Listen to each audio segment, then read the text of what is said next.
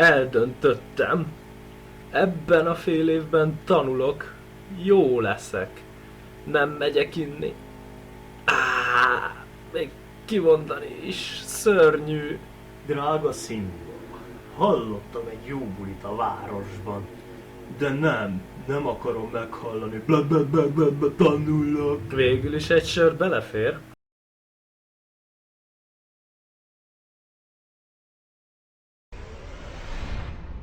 Jaj ne! Hol vagyok? Mit tettem? Nem emlékszem semmire. Zordon! Lám, a tékozószám visszatért. Mit műveltél? Te könyörögtél mindig még egy sörért.